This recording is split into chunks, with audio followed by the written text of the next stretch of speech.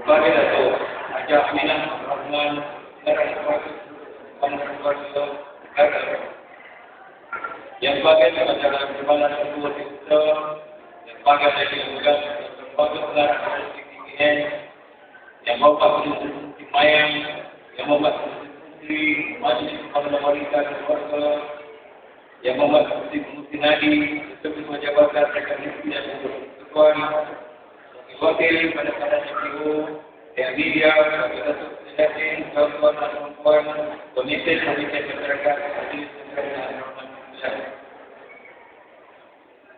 pertamanya sebelum saya mulakan kesempatan ini ingin saya sampaikan salam penting kepada Yang Muhammad Bersama Muhammad Hasan Menteri Besar Sembilan yang hadir kali ini lantaran ada juga dapat dijelaskan pendidikan beliau telah memberikan saya hadir bersama tuan dan perempuan.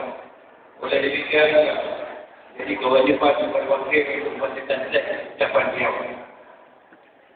Terlebih dulu saya ingin mengucapkan kepada kepada Yang Muhammad Datuk Senator Menteri Senator Jalan Menteri Pembangunan Wanita Mewakili Masyarakat kerana hadir bersama dalam masjid sambutan Hari Raya 2010 mereka melaksanakan wilayah ini.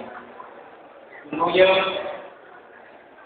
seluruh rakyat Sembilan amat berbangga dan berhasil kerana kemudian KPWTN dan para penduduk keluarga dan masyarakat dan kebudin ketua Sembilan ini merasakan kaum bangsa dan penuh hari baru.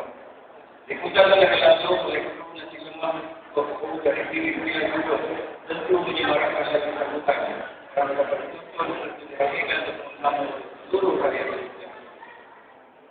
Ada yang ramai sekalian, saya percaya kehadiran ramai bangsa, ibu dan anak-anak pada hari ini membuktikan bahawa kita menjadi atau pentingnya institusi kekeluargaan.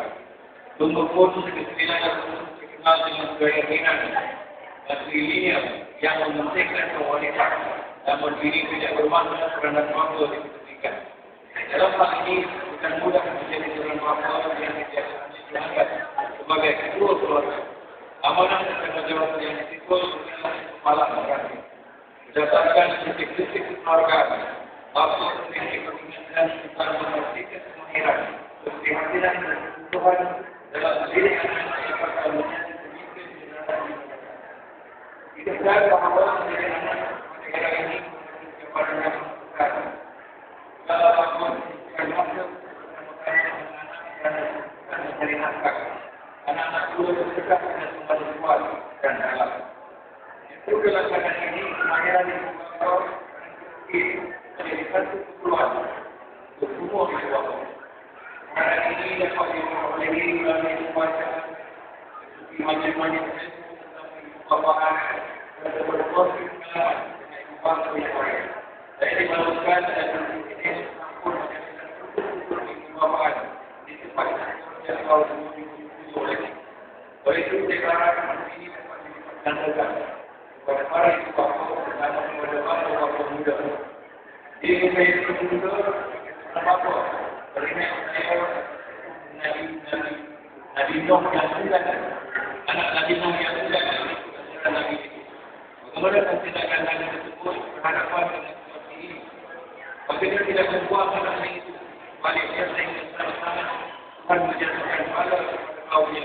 Baginda masih membimbing mengajak dan berdoa agar anak itu mengikut baginda.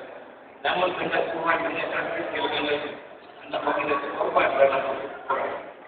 Perlu juga mengambil ibadah kita ini sebagai bapa pun untuk juga menjadi peranan yang dihargai dalam mendidik anak-anak dengan pendidikan ini ada dalam kamus kita perkataan berkata.